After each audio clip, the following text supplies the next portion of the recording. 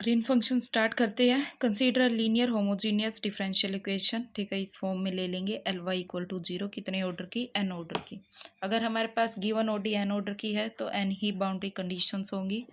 तो ओडी को हमने डिफाइन कर दिया L Y equal to zero से। एल आपका क्या? डिफरेंशियल ऑपरेटर इस तरीके से आपका p note x d n by d x n plus में p one x d n minus one d x n minus one plus up to सोन p N x. इसमें y operate करवाओगे तो आपको क्या मिल जाएगी? एन ऑर्डर की डिफरेंशियल इक्वेशन मिल जाएगी। तो आपने सिंपल इसको रिड्यूस करके क्या लिख लिया? L Y equal to zero, जहाँ पर आपके P note X P one X P N X सारे के सारे क्या है? Continuous function. कहाँ पर? क्लोज्ड इंटरवल ए से बी तक।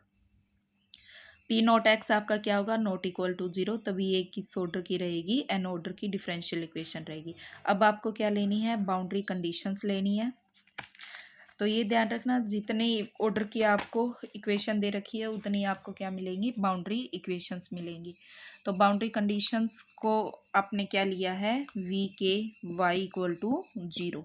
आपका के कहाँ से कहाँ तक होगा? 1 2 up to so on N. और जो आपका ये वी के वाई है, यहाँ पर वी के लिखा हुआ है, ठीक है, नोट्स के अंदर ये देख लेना। वी के वाई इक्वल टू जीरो। के कहाँ से कहाँ तक है? 1 से एन तक। तो वी के वाई कैसे डिफाइंड होगा? अब देखो के एन तक वेरी कर रहा है, तो यहाँ पे के जब आप v1 लोगे v2 तो आपको n इक्वेशंस मिलेंगी। ठीक है, उन n इक्वेशन को सिंप्लीफाई करोगे तो आपको क्या मिल जाएंगी? n बाउंड्री कंडीशंस मिल जाएंगी। तो ये इंपॉर्टेंट है। वी के वाई बाउंड्री कंडीशन को कैसे डिफाइन करोगे? अब बाउंड्री कंडीशंस है, आपको बाउंड्री वैल्यू प्रॉब्लम गिवन है। बाउंड्री वैल्यू प्रॉब्लम में आपको जो कंडीशंस गिवन होंगी वो कहाँ पर मिलेंगी? बाउंड्री पॉइंट्स पर मिलेंगी, ए पर और बी पर। तो ए और बी की फॉर्म में लिखनी है आपने। तो यहाँ पे अल्फा के वाई ए ले लो, एक टर्म कौन सी ले लो? बीटा के वाई बी। फिर इनके ऑर्डर्स इंक्रीज करते रहो। तो अल्फा के फर्स्ट डिफ्रेंशिएट कर दो, वाई ए का वाई डैश ए। तो इस तरीके से कहाँ तक लिखनी है आपने? एन माइनस वन है ऑर्डर तक लिखनी है, क्योंकि एन ऑर्डर की है आपके पास। यहाँ जीरो से आप स्टार्ट कर रहे हो तो कहाँ तक जाओगे? एन माइनस वन तक। अब दूसरी टर्म्स किस पे लोगे? वाई बी पर। तो बीटा के वाई बी प्लस में फिर ऐसे ही करते रहोगे, कहाँ तक जाओगे? एन माइनस वन तक। तो ये आपने क्या डिफाइन कर दी? Boundary conditions. तो फर्स्ट से लेके फोर्थ इक्वेशन आपकी क्या है? गिवन प्रॉब्लम है, और उससे आपको क्या निकालना है? ग्रीन फंक्शन निकालना है। तो फर्स्ट इक्वेशन आपकी क्या थी? L Y equal to zero. Second equation जहाँ पर आपने एल ऑपरेटर को डिफाइन कर रखा है एन ऑर्डर का, वो आपकी क्या थी? Second equation. ये आपकी है फर्स्ट इक्वेशन। थर्ड इक्वेशन आपकी क्या है? बाउंड्री कंडीशंस की, कि वी बाउंड्री कंडीशन वी के वाई इक्वल टू क्या होगा? जीरो। ये आपकी है थर्ड इक्वेशन। और फोर्थ इक्वेशन के अंदर क्या है? फोर्थ इक्वेशन में आपने क्या डिफाइन कर रखा है कि वी के वाई आप डिफाइन किस तरीके से करोगे? कैसे करोगे? एक कोफिशिएंट ले लिया अल्फा के, वाई कहाँ किस पर वैल्यू ले ली? ए पर। प्लस में इसको इंक्रीज करते रहोगे, इनका ऑर्डर कहाँ तक लेके जाओगे? एन माइनस वन तक। सिमिलरली प्लस में करके दूसरी टर्म लिखोगे बीटा के किस पर? कौन सी बाउंड्री पर? बी पर। तो इसको भी कहाँ तक ले जाओगे? एन माइनस वन तक। तो ये आपकी क्या है? Fourth equation. तो जो वन से फोर तक आपको ये ओडी गिवन है एन ऑर्डर की, और ये एन बाउंड्री कंडीशंस डिफाइन कर रखी है। तो ये आपकी क्या है? गिवन प्रॉब्लम है। इस प्रॉब्लम से आपको क्या कंस्ट्रक्ट करना है? ग्रीन फंक्शन कंस्ट्रक्ट करना है। अब देखो यहाँ पे जब आप के लिखोगे 1 से n तक तो आपको क्या मिलेंगे? v1 v2 up to so on vn। किन की फॉर्म में मिलेंगे? Y A Y dash A Y N minus one A तक, Y B Y dash B Y N minus one B तक। तो ये सारे के सारे क्या है? लीनियरली इंडिपेंडेंट है।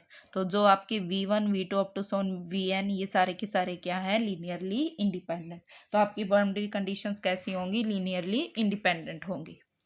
तो अब suppose that the homogeneous boundary value problem, हमने सपोज कर लिया कि जो 1 से 4 तक बाउंड्री वैल्यू प्रॉब्लम दे रखी थी वो उसका हमें क्या मिल रहा है? Trivial solution. अगर ट्रिवियल सॉल्यूशन कैसा होगा? Y x equal to zero मिल रहा होगा। ठीक है, जीरो आ जाए तो वो क्या होता है? आपका ट्रिवियल सॉल्यूशन होता है। तो जब आपको ग्रीन फंक्शन क्या मिलेगा? यूनिक मिलेगा। अदरवाइज यहाँ पे लिख देना, ये देन नहीं आएगा यहाँ पे देन लिख के Y x equal to zero होगा, कोमा लगा देना। फिर आपको आगे स्टार्ट करना है। ठीक है, ग्रीन फंक्शन कंस्ट्रक्ट कैसे करोगे?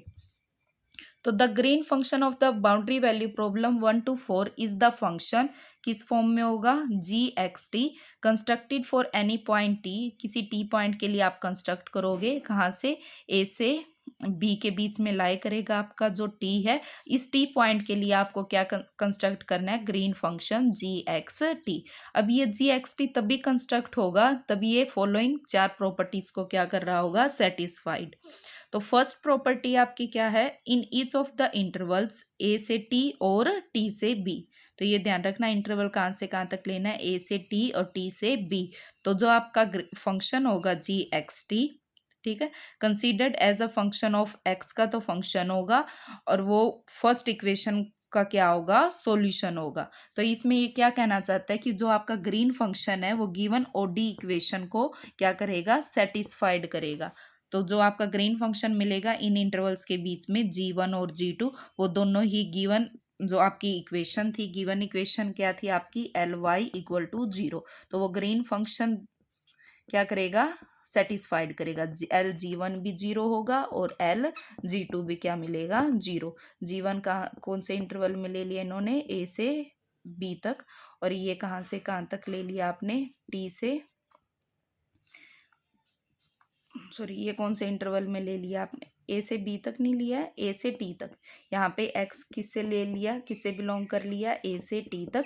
और दूसरे G2 के लिए एक्स आपने कहाँ से कहाँ तक ले लिया, टी से बी तक। तो जो आपका ग्रीन फंक्शन की 4 ही प्रॉपर्टी हैं। फर्स्ट प्रॉपर्टी में गिवन जो आपकी इक्वेशन है ओडी, उसको क्या करेगा, ग्रीन फंक्शन सेटिस्फाई करेगा। एक प्रॉपर्टी आपकी क्या है कि वो बाउंड्री कंडीशंस को भी क्या करेगा, सेटिस्फाइड करेगा। पहले इन दोनों को सेटिस्फाइड करवाना है। एक प्रॉपर्टी आपकी क्या कहती है कि जो आपका जी एक्स टी फंक्शन है वो कॉन्टिन्यूस होगा and has continuous derivative with respect to X up to order n-2। कितने ऑर्डर तक कंटिन्यूस होगा, n-2 ऑर्डर तक, at X equal to T. ये ध्यान रखना, at X equal to T पर आपका ग्रीन फंक्शन कंटिन्यूस होगा, साथ के साथ कंटिन्यूस डेरिवेटिव होगा। कितने ऑर्डर तक होगा, n-2। तो n-2 ऑर्डर तक, इसका मतलब क्या है, कंटिन्यूस और कंटिन्यूस डेरिवेटिव का मतलब क्या होता है कि जो आपकी लेफ्ट हैंड लिमिट है वो किसके इक्वल होगी, राइट हैंड लिमिट के, और साथ के साथ जो फंक्शन पे वैल्यू है उस पर भी क्या होगी, आपकी इक्वल होगी, ठीक है, वैल्यू। तो तभी फंक्शन कंटिन्यूस होता है। तो इसका मतलब क्या है कि जो आपकी right hand limit minus left hand limit किसके इक्वल होगी, 0 के। तो n-2th ऑर्डर तक कंटिन्यूस दे रखा है, इससे आगे जितने भी ऑर्डर होंगे उन पे फंक्शन क्या होगा, नॉट कंटिन्यूस। तो बाकी ऑर्डर्स हायर ऑर्डर्स पर अब एक और ऐड करोगे तो नेक्स्ट ऑर्डर क्या आ जाएगा, n-1th ऑर्डर। अब इस n-1th ऑर्डर पर फंक्शन क्या है आपका, डिसकंटिन्यूस। कैसी डिसकंटिन्यूटी देगा आपको, जंप डिसकंटिन्यूटी। और जंप डिसकंटिन्यूटी किस टाइप की होती है आपकी, फर्स्ट काइंड की। और फर्स्ट काइंड के अंदर आपको क्या होता है, जब फंक्शन फर्स्ट काइंड में डिसकंटिन्यूटी दे रहा है तो it means left hand limit क्या होगी, not equal to right hand limit. अगर left hand limit not equal to right hand limit हुई तो इट मीन्स इनका difference, right hand limit minus left hand limit, कुछ ना कुछ आपको क्या मिलेगा, डिफरेंस मिलेगा, ठीक है। तो ये बता रहा है सेकेंड और थर्ड पॉइंट में कि n-2th ऑर्डर तक फंक्शन कंटिन्यूस है, तो right hand limit minus left hand limit किसके इक्वल होगी, 0 के इक्वल, n-2th ऑर्डर तक। अब n-1th डेरिवेटिव पे फंक्शन क्या दे रहा है, डिसकंटिन्यूटी दे रहा है फर्स्ट काइंड की। तो कितना जंप करेगा, कितनी डिसकंटिन्यूटी आएगी, -1/p0t। तो जो n-1th ऑर्डर पर जो आप क्या निकालोगे, राइट हैंड लिमिट निकालोगे माइनस लेफ्ट हैंड लिमिट, वो किसके इक्वल होगी, -1/p0t के इक्वल होगी। अब देखो राइट हैंड लिमिट आप यहाँ पर t प्लस एप्साइलन भी कर सकते हो, तब लिमिट एप्साइलन टेंड्स टू 0 लगाओगे तो वही रहेगा, x की जगह क्या मिलेगा आपको, x किसके इक्वल आ जाएगा, t के। तो n-1th ऑर्डर का डेरिवेटिव कर दिया, राइट हैंड लिमिट लिख ली, माइनस लेफ्ट हैंड लिमिट लिख ली। लेफ्ट हैंड लिमिट में क्या होगा, t माइनस एप्साइलन, तो इनका डिफरेंस कुछ ना कुछ आएगा, तो वो क्या कंसीडर कर लिया, -1/p0t। तो ये इनका क्या आ रहा है, डिफरेंस आ रहा है।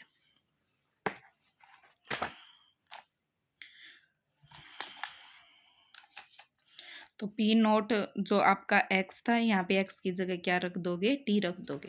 तो ये क्या आएगा, -1 में पी नोट टी। तो ये डिफरेंस आ रहा है। तो यही चार प्रॉपर्टी हैं। एक प्रॉपर्टी है गिवन ओडी को सेटिस्फाई करेगा ग्रीन फंक्शन, बाउंड्री कंडीशन को सेटिस्फाइड करेगा, n-2th ऑर्डर तक फंक्शन आपका कंटिन्यूस एंड कंटिन्यूस डेरिवेटिव होगा। एंड उससे हायर ऑर्डर पर फंक्शन क्या होगा, डिसकंटिन्यूटी हुआ तो it means right hand limit minus left hand limit की कोई ना कोई वैल्यू आएगी, वो किसके इक्वल ले लिया आपने, -1/p0t के। अगर जी एक्स टी इन चारों कंडीशन को सेटिस्फाई करता है तो आप क्या कंस्ट्रक्ट कर सकते हो, ग्रीन फंक्शन कंस्ट्रक्ट कर सकते हो। तो देखो ये थ्योरम इंपॉर्टेंट है। If the boundary value problem given by 1 to 4 has only the trivial solution yx equal to g, then the operator L, ये कह रहे हैं कि अगर आपका जो इक्वेशन है 1 to 4 वो ट्रिवियल सॉल्यूशन दे रही है वाई एक्स इक्वल टू 0, तो आपका green function G x T वो कैसा होगा, यूनिक होगा। तो अब ग्रीन फंक्शन यूनिक दिखाना है इसके अंदर। प्रूफ देखें इसका। आपने सॉल्यूशंस ले लिए। अब एन ऑर्डर की इक्वेशन है, एन ही आपको क्या मिलेंगे, सॉल्यूशंस। तो एन लीनियरली इंडिपेंडेंट सॉल्यूशंस मिलेंगे फर्स्ट इक्वेशन के। वो क्या कंसीडर कर लिए, y1 y2 up to so on yn x। तो फर्स्ट प्रॉपर्टी ग्रीन फंक्शन तभी बनाओगे तब चारों प्रॉपर्टीज को सेटिस्फाइड करता हो। तो फर्स्ट प्रॉपर्टी को ग्रीन फंक्शन सेटिस्फाइड करेगा तो इसका मतलब एल जी किसके इक्वल होगा, 0 के। तो the unknown green function G x T must have the following representation on the intervals. अब इन इंटरवल पर, क्योंकि ग्रीन फंक्शन उसको सेटिस्फाइड कर रहा है जो आपकी गिवन ओडी थी, तो ये सारे के सारे जो सॉल्यूशंस है ग्रीन फंक्शन के गिवन ओडी को क्या करेंगे, सेटिस्फाइड करेंगे। तो आपने क्या बना लिया, जी एक्स टी फंक्शन बना लिया। b1y1x प्लस b2y2x, ये जो कंस्ट्रक्ट किया है ये किसकी हेल्प से किया है, फर्स्ट प्रॉपर्टी और जो आपकी फोर्थ प्रॉपर्टी जो बाउंड्री कंडीशंस को सेटिस्फाइड करता था उनकी हेल्प से आपने क्या बना लिया, जी एक्स टी बना लिया। किस इंटरवल में, ए से टी तक और टी से बी तक। तो ये आ गया आपके पास। तो ये आपको पता है कि a1 a2 up to Son an b1 b2 ये सारे के सारे किसके फंक्शंस होंगे, टी के। अब देखो सेकंड प्रॉपर्टी को भी सेटिस्फाइड करेगा। तो सेकंड प्रॉपर्टी क्या कह रही थी कि फंक्शन क्या होगा, कॉन्टिन्यूस एंड कंटिन्यूस डेरिवेटिव होगा। कितने ऑर्डर तक, फर्स्ट n-2th डेरिवेटिव्स तक। तो आपने क्या ले लिया, कॉन्टिन्यूस ले लिया। इसका मतलब उसके अंदर right hand limit minus left hand limit किसके इक्वल होगी, 0 के। तो एक्स की जगह क्या कर दोगे आप, टी प्लस में एप्सिलॉन। राइट हैंड लिमिट क्या होगी आपकी, ये वाली टी से बी तक, ये राइट की तरफ होगी। लेफ्ट हैंड लिमिट के लिए ये फंक्शन यूज़ करोगे। तब राइट हैंड लिमिट के लिए आपने फंक्शन यूज़ किया, तब इसके अंदर एक्स की जगह टी प्लस एप्सिलॉन करोगे, एप्सिलॉन टेंड्स टू 0 करोगे तो यहाँ पे क्या आ जाएगा, टी आ जाएगा। तो राइट हैंड लिमिट आपकी क्या बन जाएगी, b1y1t plus b2y2t plus bny t।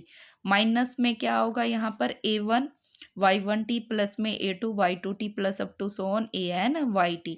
ये लेफ्ट हैंड लिमिट आ गई, इक्वल टू क्या होगा, 0, क्योंकि n माइनस कहाँ तक होगा, n-2th ऑर्डर तक। तो ये सारी की सारी ये इतनी इक्वेशंस आ जाएंगी। n-2th ऑर्डर तक right hand limit minus left hand limit किसके इक्वल रहेगी, 0 के। अब थर्ड प्रॉपर्टी क्या कह रही थी कि इससे हायर ऑर्डर्स पर जो डेरिवेटिव्स होंगे, n-1th डेरिवेटिव होगा वो क्या देगा, जंप डिसकंटिन्यूटी। तो कितनी देगा, -1/p0t। तो राइट हैंड लिमिट n-1th की फॉर्म में at x equal to T पर, right hand left hand limit लिख दी, वो किसके इक्वल होगी, -1/p0t। अब आप इनको सिंप्लीफाई करोगे तो यहाँ पर y1t है, y1t कॉमन आ गया, क्या आएगा, b1 minus a1। Similarly y2t common आएगा तो क्या आएगा, b2 माइनस में a2। तो इस तरीके से ये इक्वेशन सिंप्लीफाई करोगे। तो अब आपने क्या ले लिया, इनका b के t माइनस a के t का जो डिफरेंस ले लिया उसको किससे डिफाइन कर दिया, c के t से। तो ये सारी की सारी इक्वेशंस c की फॉर्म में ले लो आप। तो ये आपने ले ली c1y1t, क्योंकि आपने क्या ले लिया, b1 माइनस a1 किसके इक्वल ले लिया, c1 के। तो ये आपकी c की फॉर्म में लिख दी। अब आप इनको सोल्व करोगे, आपको पता है कि y1 से लेके yn तक जो सॉल्यूशंस लिए थे वो किस टाइप के थे, इंडिपेंडेंट सॉल्यूशंस थे। तो जब आप इनको सोल्व करोगे ये डिटर्मिनेंट मिलेगा। तो ये डिटर्मिनेंट किसको डिफाइन करता है, व्रोंस्कियन y1 से y2 up to so on yn। ये किसकी वैल्यू होती है, व्रोंस्कियन की होती है, ठीक है। y1 y2 yn आगे उनके डेरिवेटिव्स हों तो ये किसकी वैल्यू होती है, व्रोंस्कियन की। और आपको पता होना चाहिए कि इंडिपेंडेंट सॉल्यूशंस का व्रोंस्कियन किसके इक्वल होता है, नॉट इक्वल टू जीरो होता है। व्रोंस्कियन ऑफ इंडिपेंडेंट फंक्शंस का जो व्रोंस्कियन होता है वो क्या होता है, नॉट इक्वल टू जीरो। तो देयरफॉर आपका जो ये डिटर्मिनेंट डी है वो क्या हो जाएगा, नॉट इक्वल टू जीरो। तो डिटर्मिनेंट क्या हो गया, नॉट इक्वल टू जीरो। अब आपको क्या फाइंड आउट करना है, ए के टी बी के टी, क्योंकि ये तो आपको पता है, सॉल्यूशंस तो आपको पता है y1 y2 up to so on yn। आपको फाइंड आउट क्या करने हैं, ये कोफिशिएंट्स जो इन फंक्शंस के कोफिशिएंट्स हैं, a1x a2x anx b1 b2 bnx, ये फाइंड आउट करने हैं। तो आपका ग्रीन फंक्शन क्या हो जाएगा, कंस्ट्रक्ट हो जाएगा। अगर ये जो आप फाइंड आउट कर रहे हो अगर ये यूनिक आ रहा है तो आपका ग्रीन फंक्शन क्या बन जाएगा, यूनिक। इसके लिए ट्रिवियल सॉल्यूशंस के लिए। तो अब आपकी फोर्थ प्रॉपर्टी क्या कहती है, सारी आपने यूज़ कर ली, फर्स्ट भी सेकंड भी थर्ड भी। अब फोर्थ प्रॉपर्टी यूज़ करेंगे ग्रीन फंक्शन को कंस्ट्रक्ट करने के लिए। तो फोर्थ प्रॉपर्टी के अंदर आपका क्या था कि वो बाउंड्री कंडीशंस को भी क्या करेगा, सेटिस्फाइड करेगा। तो अब बाउंड्री कंडीशंस वी के वाई आपने क्या लिखी थी, अल्फा के वाई ए कहाँ तक, n-1 तक, प्लस में बीटा के। तो जो ये वाई ए पे जो वैल्यूज़ थी उनको किससे डिनोट कर दिया, पी के वाई से, और जो आगे टर्म थी उसको किससे डिनोट कर दिया, क्यू के वाई से। तो ये आपकी क्या होगी, बाउंड्री कंडीशंस। तो अब इन green function in boundary conditions को भी क्या करेगा, सेटिस्फाइड करेगा। तो आपका ग्रीन फंक्शन कैसे डिफाइंड है यहाँ पर, a1 y1x a2 y2x। तो बजाय उसकी यहाँ पर लिखने की, ठीक है, सेटिस्फाइड करेगा। ग्रीन फंक्शन को आप यहाँ पे भी लिख सकते हो प्लस में दिस। तो वो सारे की सारे टर्म वहाँ से उठा के y की जगह क्या ले लिया, y1x की जगह आपने क्या पुट कर दिया, p के y1 पुट कर दिया, ठीक है। ये बाउंड्री कंडीशन सेटिस्फाइड करेगा ग्रीन फंक्शन को। तो वहाँ पर जो y1 y2 up to so on yn थे उनकी जगह क्या ले लिया, p के y1 p के y2, इस तरीके से। सिमिलरली q के y की जगह आपने क्या ले लिया, यहाँ पर वहाँ पे जो y1 y2 yn थे उनकी जगह क्या रख दिया, क्यू के y1। तो ये आपके पास क्या आ गई, इक्वेशंस आ गई। तो ये बाउंड्री आपकी क्या होगी, कंडीशंस। सिमिलरली आप इनके अंदर जब आप कॉमन निकालोगे, ठीक है, देखो टर्म्स देखो, a1 की जगह a2 up to Son an की जगह आप क्या पुट कर सकते हो, आपने यहाँ पे डिफाइंड किया था c के टी क्या है, b के टी माइनस a के टी। a को इधर ले आओ, a को क्या पुट कर सकते हो, b माइनस में c। तो इस इक्वेशन के अंदर आप a1 की जगह क्या रख दोगे, b1 माइनस में c1 एंड सो ऑन। इस तरीके से आप पुट करते रहो तो आपको क्या मिल जाएगी, ए के की जगह क्या रख दिया, बी के माइनस में सी के, तो आपको ये वैल्यूज़ मिल जाएंगी। b1 वाली तो एज इट इज़ रहेगी, सिर्फ a1 से लेके an तक आपने ये टर्म्स पुट कर दी। अब ये टर्म पुट की, इनको आप क्या करोगे, सोल्व करोगे। अब देखो p के y1 है, इसका भी कोफिशिएंट b1 है, q के y1 का कोफिशिएंट भी क्या है, b1। तो b1 को कॉमन निकालोगी तो क्या आ जाएगा, यहाँ से p के y1 प्लस में q के y1। सिमिलरली b2 कॉमन निकाल लिया, इस तरीके से bn कॉमन निकाल लिया, क्या आ गया, p के y1 प्लस में q के y1। अब इक्वल टू बाकी जो c वाली टर्म्स बचेंगी, माइनस c1 p के y1 minus C N P के y1, उनको राइट साइड में ले जाएंगे, ये टर्म आ जाएगी। अब आपको कैसी मिल रही है, मैट्रिक्स फॉर्म मिल रही है, जैसे ये a b, या फिर आप ऐसे कर सकते हो a x equal to b। ये फॉर्म होती है ना आपके पास, a x equal to b, उसको डिटर्मिनेंट की फॉर्म में आप क्या करोगे, सोल्व करोगे, ठीक है। तो जो आपकी इक्वेशन 18 है वो क्या है, is a linear system of N equations in N, जिसमें b1 b2 ये सारे के सारे नॉन फंक्शंस हैं, v1 v2 से vn तक ये क्या है, लीनियरली इंडिपेंडेंट है। अगर v1 से लेके vn तक लीनियरली इंडिपेंडेंट वैल्यूज़ हैं तो उनका डिटर्मिनेंट क्या होगा, नॉट इक्वल टू जीरो होगा, क्योंकि हमें बाउंड्री कंडीशंस कैसी होती हैं, लीनियरली इंडिपेंडेंट। अगर बाउंड्री कंडीशंस लीनियरली इंडिपेंडेंट है तो v1 y1 v1 y2 v1 yn ये सारे के सारे इनका डिटर्मिनेंट क्या होगा, नॉट इक्वल टू जीरो, क्योंकि यहाँ पे p के प्लस q के क्या बन रहा है, आपका v के ही बन रहा है, ठीक है। तो सिमिलरली इस तरीके से आपको लिखने हैं। अब देखो, so the system of equation 18 possesses a unique solution. अब हमें पता है कि ये जो C1 C2 CN की जो वैल्यूज आएंगे आप कंपेयर करोगे, जैसे इसके अंदर करते हो कंपेयर करते हो, तो आपको क्या मिलती है? यूनिक वैल्यूज मिलती है। तो C1 से लेके CNT तक उनकी क्या करेगी? यूनिक वैल्यू एग्जिस्ट करेगी। तो देयरफॉर जो हमारा ग्रीन फंक्शन होगा वो कैसा होगा? यूनिक होगा। तो we can determine the unique value. So similarly हमें किसकी A1 से लेके ANT तक उनकी क्या मिलेंगी? यूनिक वैल्यूज मिलेंगी। अब देखो, जो आपने ग्रीन फंक्शन कंस्ट्रक्ट किया, अगर GXT किसके इक्वल हो गया? GTX के, तो फंक्शन आपका क्या होता है? सिमेट्रिक। तो ये ध्यान रखना, जो भी इक्वेशन आपकी सेल्फ एडजॉइंट है उसमें ग्रीन फंक्शन ऑलवेज कैसा होगा? सिमेट्रिक होगा। तो ये देखते हैं हम, ये रिमार्क याद रखना। अब आगे देखिए, सेकंड ऑर्डर की डिफरेंशियल इक्वेशन के लिए ग्रीन फंक्शन कैसे बनाते हैं, इसी पे बेस्ड आपके क्या है? एग्जांपल्स हैं। तो सेकंड ऑर्डर की डिफरेंशियल इक्वेशन ले ली, LYX प्लस में 5x इक्वल टू 0। आपको कैसे चाहिए? नॉन होमोजीनियस, तो वहाँ से 5x हटा देना, यहाँ पे होमोजीनियस हटा देना। ये आपकी क्या है? Linear differential equation of order 2। अब आपको होमोजीनियस लेनी है, तो LYX इक्वल टू क्या हो जाएगा? 0। L यहाँ पर कहाँ क्या डिफाइंड होगा? P d² में dx² प्लस में, आप क्योंकि सेल्फ एडजॉइंट है, सेल्फ एडजॉइंट इक्वेशन को आप इस फॉर्म में भी लिख सकते हो। ये कैसे लिख रखा है देखो, आपके पास इक्वेशन क्या होती है? A0x D2, सेकेंड ऑर्डर की डिफरेंशियल इक्वेशन लिख रहे हैं, प्लस में A1x dy में dx प्लस में A2x yx इक्वल टू 0। ये सेकेंड ऑर्डर की डिफरेंशियल इक्वेशन है। तो मैंने बताया था ये इक्वेशन सेल्फ एडजॉइंट कब होगी? A0-x किसके इक्वल होगा? A1x के। तो इक्वेशन सेल्फ एडजॉइंट। अगर मैं इस इक्वेशन को इस फॉर्म में लिख दूं, dy में dx A0x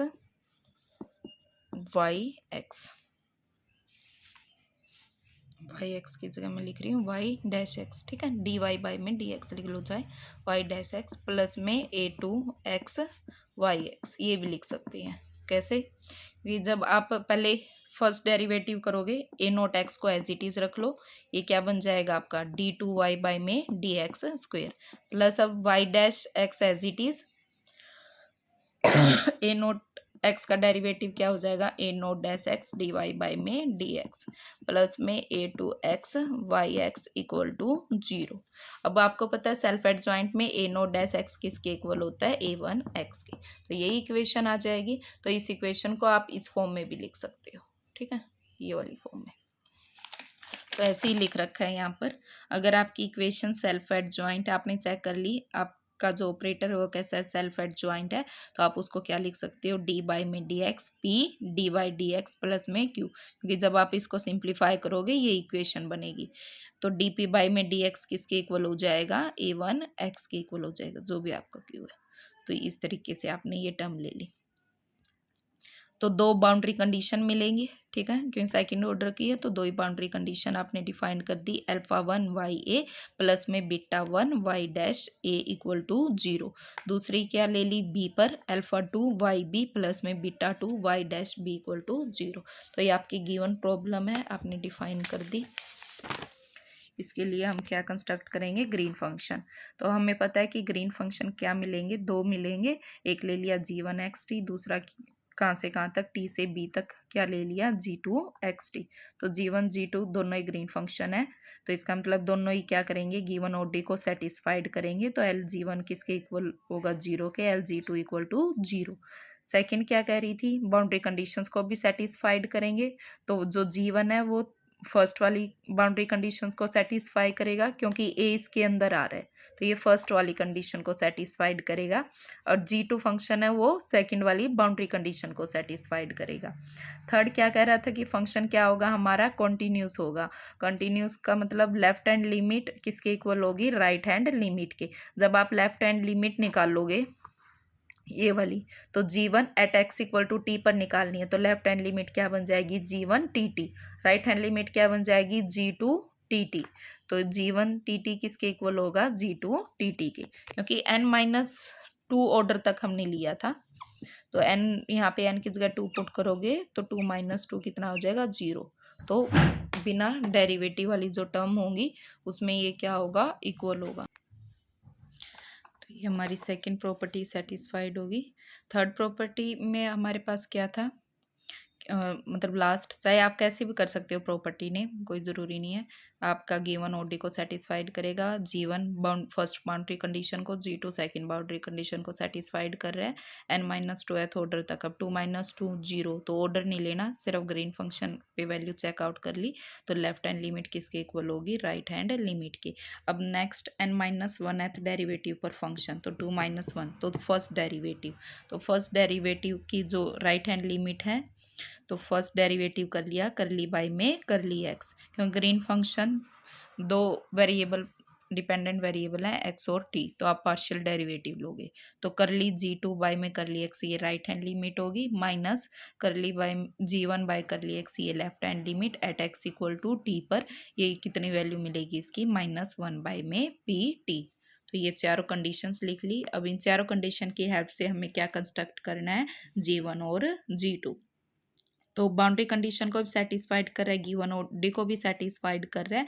तो जी एक्स टी आपने क्या G1 और G2 इस तरीके से चूज करनी है कि दोनों ही फर्स्ट और सेकंड कंडीशन गिवन ओडी और बाउंड्री को क्या करें, सेटिस्फाइड करें। तो G1 फंक्शन आपने क्या कंसीडर कर लिया, C1 UX, और G2 फंक्शन क्या कंसीडर कर लिया, C2 VX। UX और VX दो आपने सॉल्यूशंस, नॉन ट्रिवियल सॉल्यूशंस ले लिए किसके, गिवन ओडी के। तो C1 C2 इस तरीके से आपको चूज करनी है जो बाउंड्री कंडीशंस को भी क्या कर दे, सेटिस्फाइड। तो अब UX और VX तो आपके क्या है, दो इंडिपेंडेंट सॉल्यूशंस है, आपको फाइंड आउट क्या करना है, C1 और C2। तो ये डिटरमाइन करनी है आपने। तो अब C1 और C2 थर्ड और फोर्थ